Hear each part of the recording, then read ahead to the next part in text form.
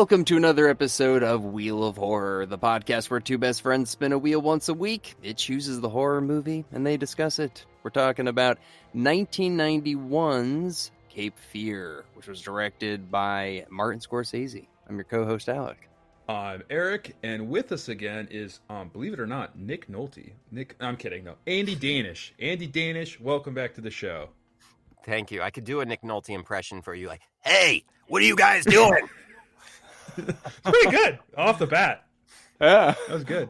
Well, Andy is an amazing voiceover actor, voiceover extraordinaire. As I introduced you last time, you got shy, but I'll say it again. Thanks. Well, today we're only here about horror movies, so none of this, ego stroking about my voiceover career. Simply horror movies.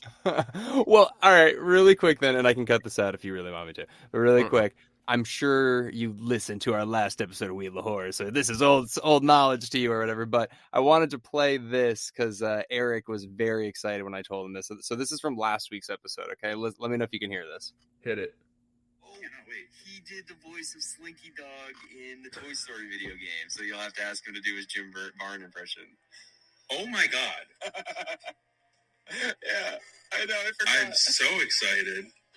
You need to play this audio when we record with him. I'm freaking out right now. Yeah, play you a Slinky Dog. All right. I'm a the biggest Ernest fan at this age, which is really, Well, I'm proud of it. It's sorry to put you on the spot. No. Well, yeah, it was like the two actors that originally did him in the movies. It was Jim Varney at first, and then Blake Clark after Jim Varney passed away. Yep, I know that. Yeah, and he was he played Sean Hunter's dad in Boy Meets World. He was Waterboy, a bunch of Adam Sandler movies. Good actor as well. Yeah. So he kind of talks like this, and he has like a very raspy thing where he's very like folksy, and he's like your dad, but he's like, down South Alabama kind of thing. God damn, I love it. Hey, Woody, get over here. So he has like that folksy-ish, like, been around the block, like old and grizzled, but still has like a little friendly spark in him at the same time. You smoke a pack a day? I don't need to, although I'm going to sound like it if I keep doing this voice long enough. Dude. Oh, wow. I'm sorry to put you on the spot, but Eric is such a big Jim Varney fan. I'm just like, oh, dude, like. That made me so happy. That's so cool. So you did Slinky Dog in the video game. It was a PlayStation game. It was for, at the time it was PS3 and PS4 when it came out. Damn.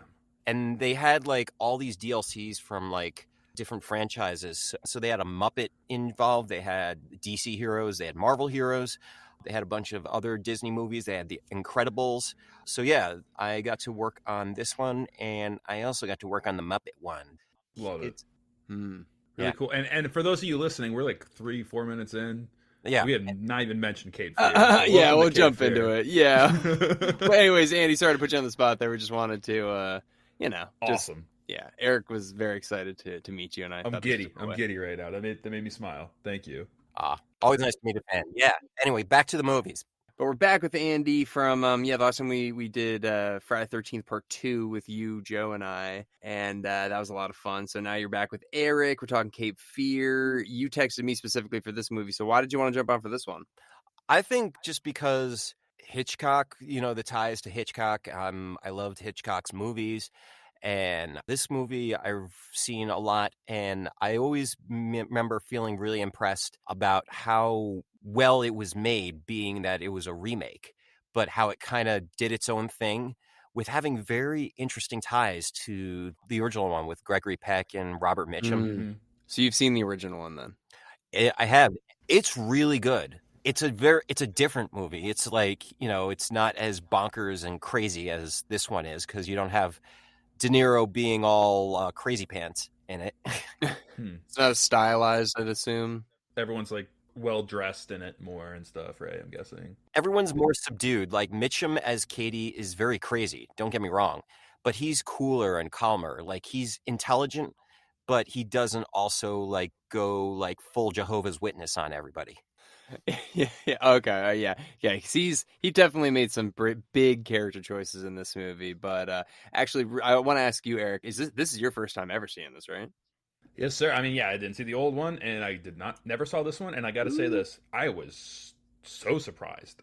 I knew of this movie. I think the last time I heard of Cape Fear was in a Rick and Morty episode with like the maid hiding under the car in that one episode. I forgot, it was like the Titanic episode or something. She's like, I'm doing Cape Fear. I'm doing Cape Fear. Look at me, Cape Fear. And then she hits a speed bump, which would happen. You hit one thing of roadkill, you hit one cardboard box in the road, you're done. Going 60. Yeah, like that's rough. But we'll talk about that later. But yeah, it's my first time, and I gotta say, I was like, how have I never watched this movie? Dude, right? It's like great acting, great actors.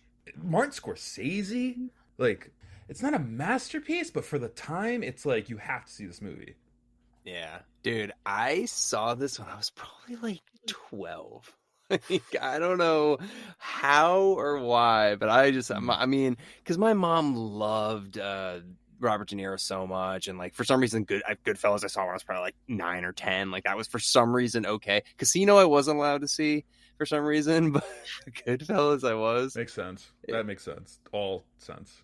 I mean, well, there is one part in Casino that I'm like, definitely it was too much. Even now, I understand. I do understand. I'm joking. But yeah, Martin Scorsese, hot off of Goodfellas, making this movie, bringing Robert De Niro back. Like, dude, I love this movie. I've always loved this movie. What was the first time you saw it, Andy? First time I saw it was, I think, right around the same age you were, where I remember having memories of watching it the first time because my dad introduced me to Hitchcock movies. And then being that I was a fan of Hitchcock movies, but also of De Niro's earlier movies like Raging Bull and Taxi Driver, and the fact that him and Scorsese collaborated so much, and the fact that Scorsese wanted to dive into this, being that the time period that it was, he had just done the like Raging Bull not too long before that. It made sense that he would have De Niro be part of this just because he's a frequent collaborator. But for me, the initial times I remember watching it was just the memories I had was all the boat scenes. Yeah. Shit was ridiculous. It was ridiculous. That whole scene was insane. I'm like, rich people problems right here. Like, I don't have a boat to go run away on. And, this is insane. What did you remember about it, though, Andy? Like, what specifically? Just how crazy it was, or? Yeah, just how crazy it was, how crazy De Niro is in it, because he does, chew the scenery in it. Let's not be mistaken about that. Oh, yeah. Because, I mean, this is a guy who, he's from New York, who's trying to affect this, like, crazy Southern Baptist affectation and, like, really go over the top, being sort of like, foghorn leghorn on everybody, but with, like, a murderous bent. I heard that he went down to rural parts of the South with a tape recorder and the script, and he asked people to read the script, and he would listen back to his lines in their drawl or whatever, and that's kind of like how that's what I heard. Oh, you got to see him pulling in improv into this. Like, he has like, oh, she's like a fried fox in a forest fire, like stuff like that. You hear like these lines that are like, he doesn't say that specifically, but like, lines that like you would only get if you went to the South with a tape recorder, and he brought that into the film, and he killed it. I want to say one quick thing, because this movie reminded me so much of a movie that came out like 3 or 4 years before this movie, even though this is a remake. I couldn't stop thinking about Fatal Attraction watching this movie. And I don't know if you've watched Fatal Attraction. Glenn Close, Michael Douglas. Michael Douglas cheats on his wife, same way Nick Nolte does. However, instead of like a guy he put in jail, Glenn Close is the crazy one, the girl he cheats on, and like ruins his family, kills the bunny. The movie's insane. It's a great movie. You should watch it. But like, I was like, this is the same movie pretty much, minus the boat and like the genius lawyer thing that Robert De Niro brings into it. Like he's like, oh, me and you are lawyers. Like, we're just two partners working here now. It's like, no, you're not a lawyer, dude. You just 14 years you put into studying, pretty much, which is such a cool idea. Just revenge. I mean, like, unbelievable revenge, but like also no reflection. Like Max Cady, like regardless, like here's the thing: in the law, what Nick Nolte's character did was wrong. Like what he did was wrong. But like you got to look at yourself, Max, and be like, maybe I did this to myself a little bit because I was a rapist and a piece of shit. Like maybe I'm getting what I deserve a little bit.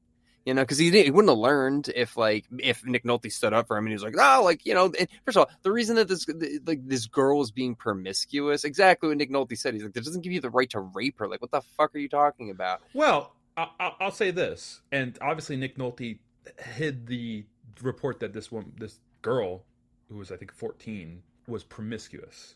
He completely kept that away from the court, even though he had the document. They never do a flashback scene. We never see what really truly happens, which adds like this, I don't know, ambiguity to Robert De Niro's character. But like, it makes you think, like, if he didn't do it, I mean, like, why is he going through all this trouble? Like, imagine he did it. Yeah, I'm serving my time. I think he didn't really do. I don't know. Maybe I'm overthinking this, but like, he's so mad that he got put away. You know what I mean? Because he spent 14 years trying to get revenge. Or maybe he's just like, he kept us out of court. This would have, I did it, but it, I don't know. Maybe I'm overthinking it. Or it was a 16-year-old girl, I guess. And battery too. I hear you. I definitely feel like that's definitely a solid line of thinking. I think the other thought, which could be, is that Robert De Niro is a psychopath, basically. And yeah, he does have no empathy. So he basically is only trying to justify it in his own mind. He's traumatized too. He was raped in prison. He says he was like gangbanged in prison by white guys, black guys. Sounds like multiple times. He's completely messed up. There's no doubt that he's not a functioning person out in society at this point. Yeah, and he blames his lawyer for that because he's like, if my lawyer didn't do this, then I wouldn't be in this scenario. And I think obviously being in prison, being alone with his thoughts that whole time and not really having a way to counterbalance it or not being able to talk about it, perhaps. Maybe he's just talking to himself in prison the whole time, so he doesn't have somebody who's actually saying, wait a minute, are you sure about this? If anything, he's just talking to himself and he's getting validation from like talking to himself the whole time. And I think there's little moments in the movie where he's kind of like talking to himself a little bit, like when he's on the boat and he is, has the gun over Samuel Bowden.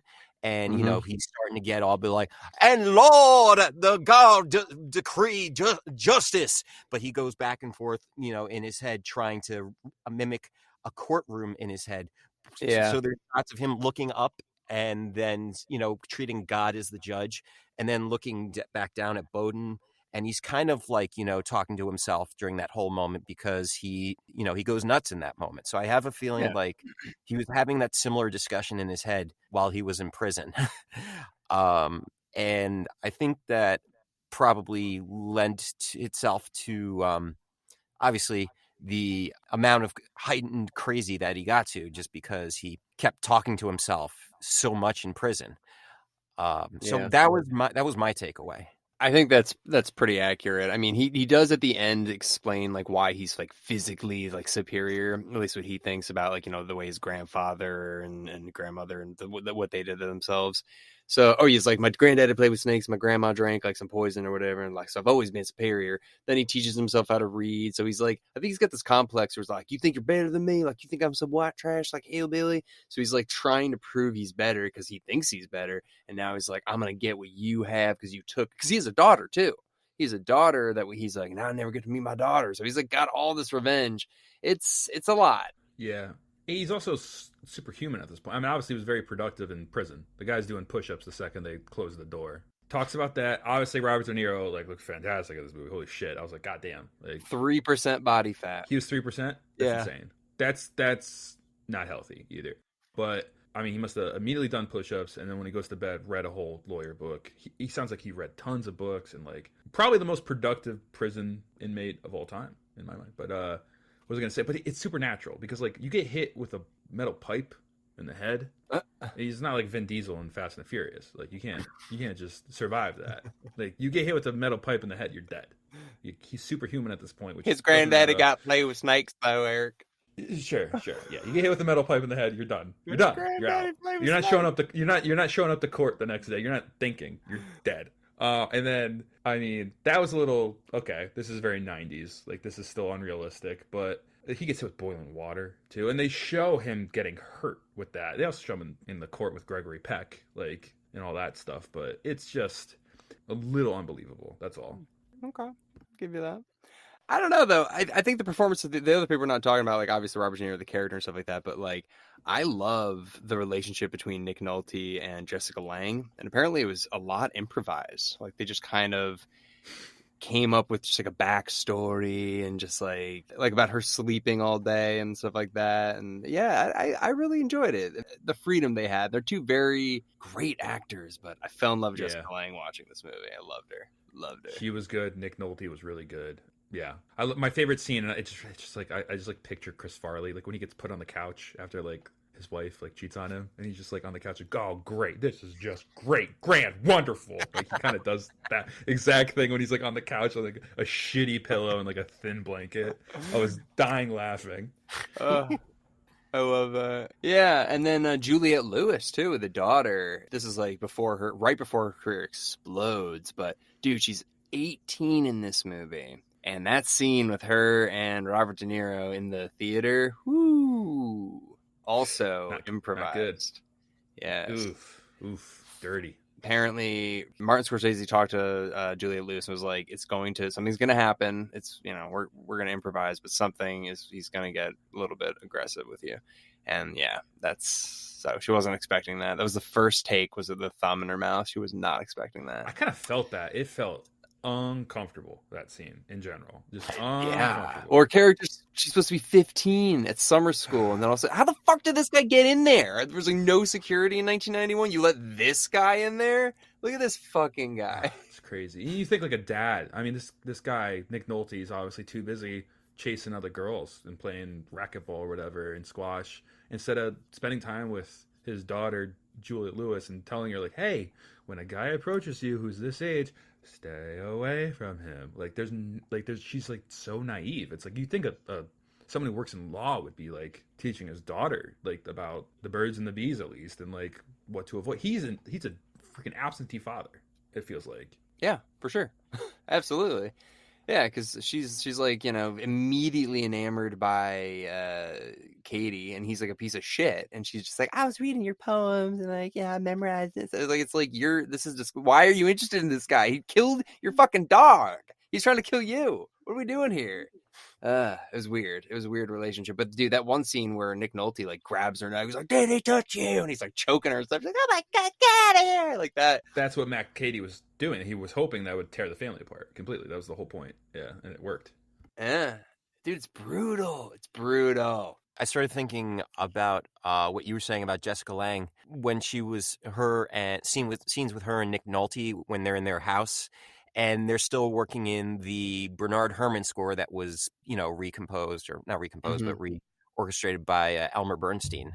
There are those little moments where the filming, the cinematography, Jessica Lange's acting does kind of it does affect other Hitchcock movies, I think, almost like Psycho, because Jessica Lange reminds me of Janet Leigh so much. Yeah, I get that. Sort of like those little quiet moments, and the little bit of just those little quaint moments where she's in her studio and she's drawing, or where she's having her disagreements with Nick Nolte and she's kind of just smoking, and the way she's carrying herself in it. I almost felt like I was watching a scene between her and like Tony Curtis almost, just because of the way it was filmed, her acting, and the music.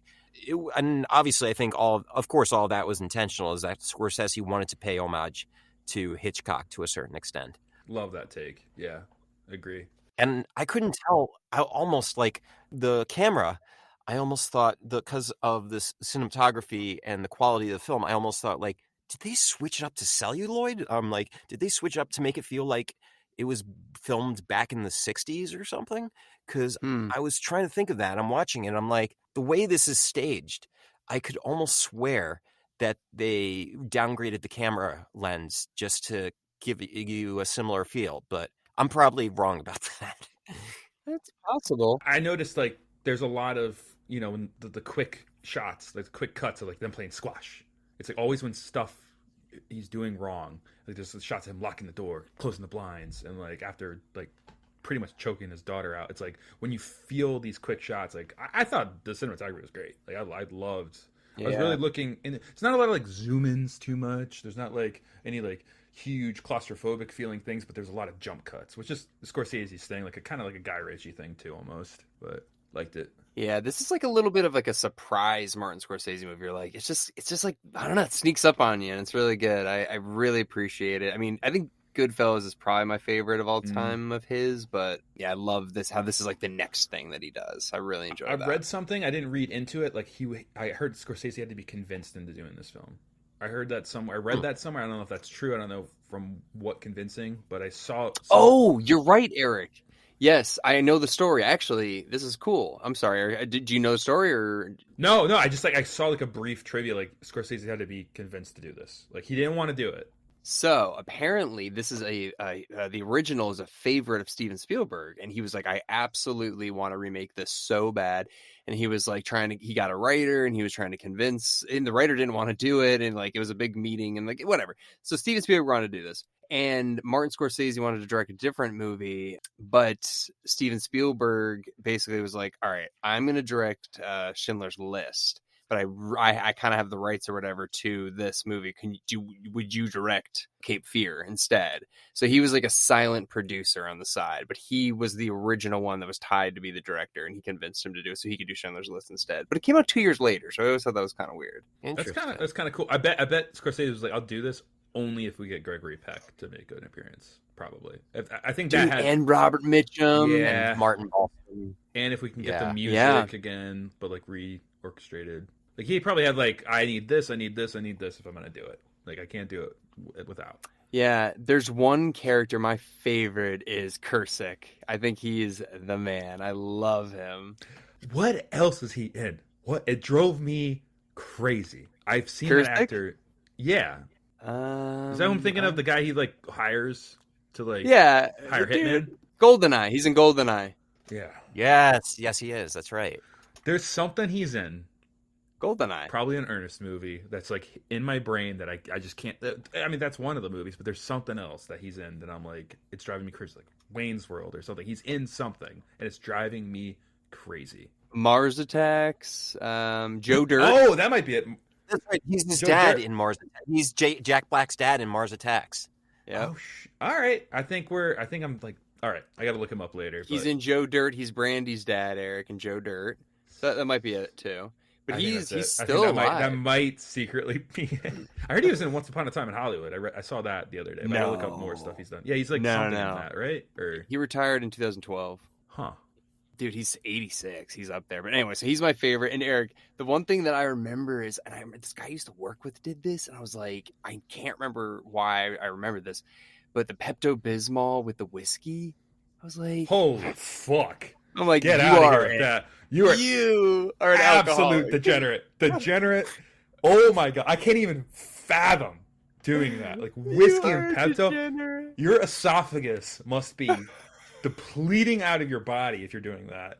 That's insane. That's what he's doing so he can continue to drink, because that guy looks like he smokes a lot of cigarettes, drinks a lot of whiskey, drinks a lot of black coffee, uses a lot of hot sauce, red meat. Like, oh god, this guy's got 4 good years in him. He's 4 still good alive. years. He's still alive. Well, the character though, like yeah. If the actor's doing that, you wouldn't be alive right now. Like, yeah. Pepto. Well, he does a lot of stakeouts, obviously. He does a lot of overnight stakeouts, and he needs something to get him through the night, of course. So you need to have your balance of your tequila as well as your Pepto-Bismol, because his stomach might be rumbling in the middle of the night, but he's also got to stay drunk and alert, so he's a functioning alcoholic. High function. If you're mixing Pepto and whiskey, and he doesn't have a lot of time, he doesn't have. He's managing his time at the same time. He's like, all right, I don't have time to drink both of these things differently, so I got to do it all together. He doesn't even put that shit. He doesn't even put that shit on the rocks. He just straight up pours it in a glass and is like, let's go. No, he pours it in a coffee mug. I know, it's even worse. And then he says, he's like, this is my daddy's favorite drink when he was on stake. And then he immediately gets killed. And I gotta say, when Robert De Niro is like, and he like turns and he's dressed up as Glendia, or the maid or whatever. Gracilia. Yes, when he's dressed up as Garcelia, I was like, I completely forgot about that. But he goes like, he's hot. And I was like, this is so crazy. good. Yeah, my daddy used to drink this. Dude, that movie, I'm sorry, I love this movie. The entire time I was completely enamored. I don't know. Oh, sorry, really quick, also want to say this. Apparently, Bill Murray was going to be Cady, or whatever, if Spielberg was the director. That was another thing. They said that was another big trivia, which would have been not good, I don't think. I don't see that being as good. I mean, I like Nah. Bill Murray, but I don't know if he can Oh, I love Bill swing Murray. this role. But I also read that like I think Reese Witherspoon and Drew Barrymore were up for the daughter role, Nick Nolte's daughter that Juliette Lewis got. So like Reese Witherspoon probably would have been good. I don't know. Drew Barrymore might have been a little too silly. I don't know. Maybe. I also read that. Either one could have worked, but yeah. I think Bill Murray would have been a very different direction, obviously. I think it would have been a very different direction, of course. I think, obviously, it would have steered the course of the story or steered the scenes differently because I think he would have been much more subtle and low-key and probably similar to what Robert Mitchum's performance would have been in the original one. So he probably would have tried to be a little bit more slyer in a more subdued way. Andy, Alec, picture this. Close your eyes. Imagine Robert Deniero just got hit with a boiling pot of water. He's handcuffed to something that's sinking, and he's going, Ezekiel 25, 30. Like, he must have looked like a fucking lunatic if he had that role. I mean, Robert De Niro is a way better casting for this. Yeah. I mean, remember John Voight in Anaconda? Midnight Cowboy? No, Anaconda. Like that was kind of like a weird, similar character, and that did not work at all. So it's a very thin line of who can play these kind of characters. So I don't think Bill Murray would have been able to pull it off either. I like John Voight in Anaconda. You watch your tongue. You watch your tongue, Alec. I like John Voight in Anaconda. I know. You're right. He's coming off of Deliverance, doing that was pretty sick. That was my take. Sorry. My bad. But yeah, Andy, you got a favorite character from Cape Fear? I think just any of the three originals who kind of are guests. You know, Gregory Peck also tries to lean into the Southern thing a lot too. The KFC, almost on a Colonel Sanders, because he's got like the jacket and he's holding his pocket watch. And, you know, he's also kind of being all old and folksy. What's the saint's name that he calls upon? He's like, St. Andrews couldn't have decreed a better judgment. Yeah, it says King Solomon. He's like, King Solomon couldn't have decreed a better judgment. Yeah, I'm like, geez, church and state is really not too intertwined here, huh? Like, geez. Yeah, that was great though. That was Gregory Peck's, I think, last performance. I think they said too. No. He was in a Moby Dick film. I saw he did a made-for-TV Moby Dick film. I remember him. He played Captain Ahab too. He's very known for that. But he's been in a few other films since this. And then I think he died in like 2000. I assume something like that. Okay, actually, Eric, really quick, I wanted to ask you too while I'm thinking about this. You remember, obviously, Andy, are you a South Park fan? Oh yeah. Okay.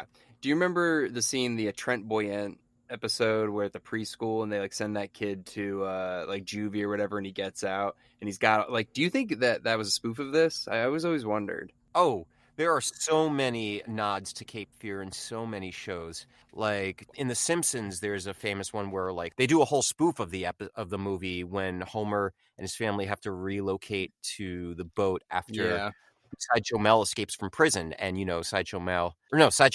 Sorry, Sideshow Bob. He has like the tattoos on his body in prison, and he hides under the car and straps himself with a belt. And you know the fact that they run away to a houseboat. But there's so many nods, even with like the score, like you know the whole da da da da. Yeah.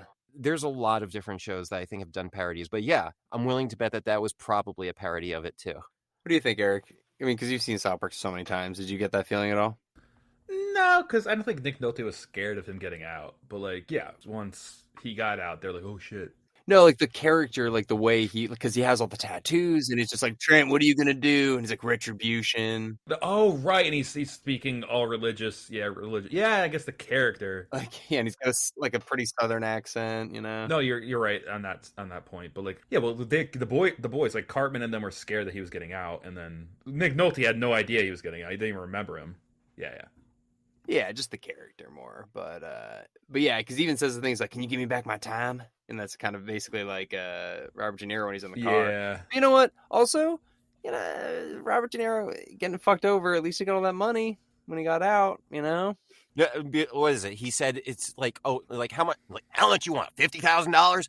Like 100? Be like, no, and he gets all Bobby Boucher on that moment, and he's like tripping over his words, like, no. Oh, hold on, let's break that down. It'd be like right. $50,000 over 14 years, and he's like $10 a day. That's $10 a day. Like, is that worth my time, counselor? $10 a day? Yeah. He makes a good point. I mean, yeah.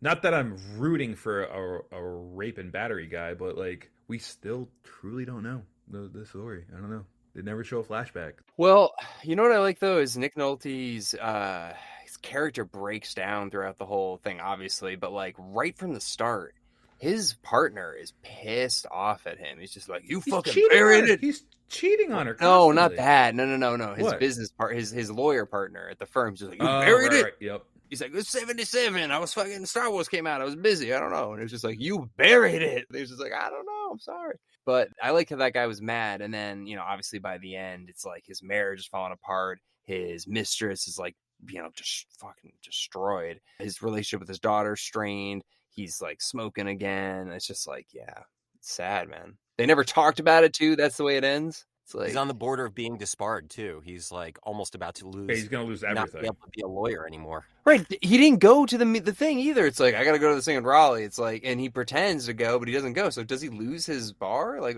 Yeah. Yeah. I mean, but he has his family back. That's the point of the movie at the end. Like, he lost his money, everything, but he has his family because his family knows, like, he sacrificed as much as he could. And then it ends with it's like, we never talked about it again. Dun, dun, dun. It's just like, oh my God, what? And Jessica Lange just shows up with a cigarette, like, I tried so hard to understand what you were going through. It's just her in American Horror Story. Pretty much. I mean, that's a great take, Andy, about like Janet Leigh, and that's probably why American Horror Story picked her up, because she's good at that kind of role for sure. Yeah, and American Horror Story also kind of has nods to Hitchcock movies as well. Even like the way it's filmed, the dialogue, the score, there is like light affectations, and the way she talks very delicately, and she's kind of just like afraid to really say what she's really trying to say, but just kind of like keeps herself back and speaks delicately with her words. Yeah, Jessica Lange is really good in that type of role or in that type of casting. Yeah. And I think also as far as like the end goes, obviously there's symbolism in some of the shots, like, because it's Scorsese. And there's the scene where it's like as soon as De Niro gets dragged under the water because he's handcuffed to the boat, Nolte is like looking down in his hands in the water and it's like all bloody and cut. But then he like washes his hand and all of a sudden everything's gone. His hands are completely clean. So he's kind of like washed his sins in the river. And so I don't know if that's supposed to symbolize basically that. That's Jesus. That's Jesus when, what's his name, washed his hands. Like, he's like, I forgot, not Caesar. It's going to drive me crazy. The washing the hands. You know that story, right? Like, he gives, I'm going to say Caesar because I don't know the freaking name right now. He gives Jesus the opportunity to go free. And he has this other rapist guy. Oh, Pontius Pilate? Pontius Pilate gives the people the decision to either let Jesus free or Barabbas, who's like a rapist. And the people choose Barabbas. And this guy just goes free and probably is going to rape and kill a bunch of people. And Pontius Pilate washes his hands. And I think that was the symbolism of that. It's not my fault, is what he is saying pretty much. Yeah. It was not my decision. I mean, he's like, I'm going to kill you. There's that shot beforehand also where he's lifting the rock and he's about to put it over in the, hit De Niro's head with it. And of course he doesn't get the opportunity because he gets pulled away. But the way like his face is covered in mud and his teeth look all yellow and he kind of looks all feral in that shot where he's kind of looking at his most animalistic and his most fierce looking he is because of what he's about to do that is so outside of what he would normally do or how he would normally act, but he's kind of just like been pushed to his limit because Cady pushed him to that point. I thought that was a really great shot to kind of encapsulate what was happening emotionally in that moment. Dude, it's great. So much intensity. It really is awesome. Like, just see this movie. Like, just watch it. It's amazing. It's intense. There are some really intense moments. Like, when his mistress, who I love that actress, by the way, I can't remember her name, but Ileana Douglas. Oh, I love her. When her face gets bit, dude, like, freaked me out. Yeah, dude, I was like way too young to be seeing that, and but anyways, that was intense. That's why we're here right now. We're all traumatized and doing Wheel of Horror. I'm kidding. Oh my God. Well, anyways, why don't we wrap up here? Do you guys you have any last minute thoughts on Cape Fear? I'll go first, and this is a humble brag. Alec, you know this. I was on I bought a treadmill recently, and I was on the treadmill the entire time watching this movie. So when Robert De Niro was like dying, I was too. I walked the entire time. I didn't run. I mean, I did like light jogs, but yeah, I was ready to collapse. It was like one of the first times I ran. But yeah, 2 hours. I mean, that's a pretty long time. Yeah. Pretty much. It was a long walk, dude. It was uphill, most of the incline style. Like, yeah, I'm still hurting, and I watched this like 4 days ago. Anyway, right. Andy, your takeaway. I just appreciate it for all the little subtle things about it. Just like I said, the little subtle choices they make with the actors, how they tie it into the original movie and pays homage, and just how well it's directed and acted, and how they made it their own at the same time without trying to be like a carbon copy of like Hitchcock's movie, but still tying in that legacy into it. And even in little things like some of the shots he does where he's making love to his wife, and then all of a sudden it goes to like black and white, inverted colors. But then, you know, while they're both like in it and like feeling passionate and like aroused, but then once Jessica Lange kind of comes back out of it, the colors come back to normal. And they kind of did a similar thing with like Juliette Lewis's shot where the colors kind of invert and, you know, the lens takes on a completely different palette.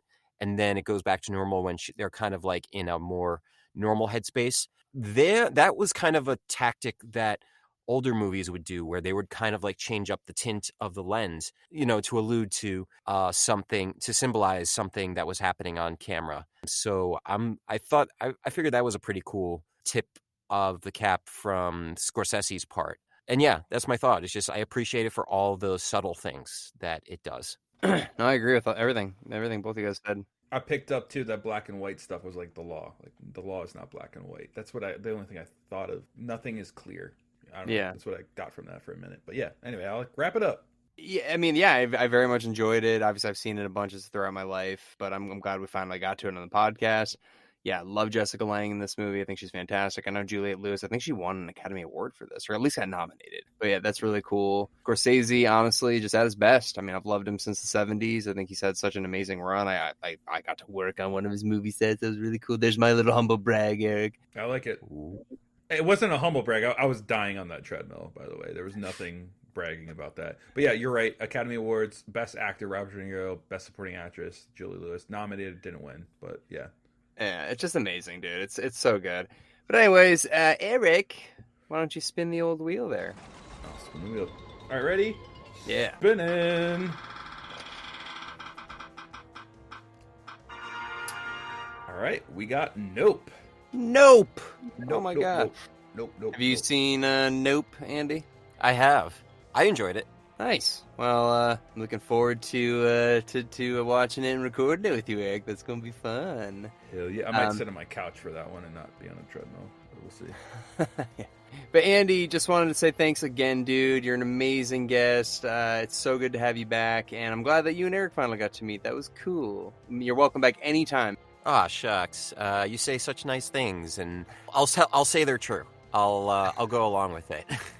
But yeah, nice to meet you. Also, fellow East Coaster. Always make sure we stick together. I'm trying to make sure I maintain an East Coast state of mind while I'm out here in LA. Network with me, man. Network with me. Hit me up on anything. Yeah. Dude, great meeting you. This is a lot of fun. Yeah. All right. Well, thank you very much, everybody, for listening in, and we will see you all next week with Nope.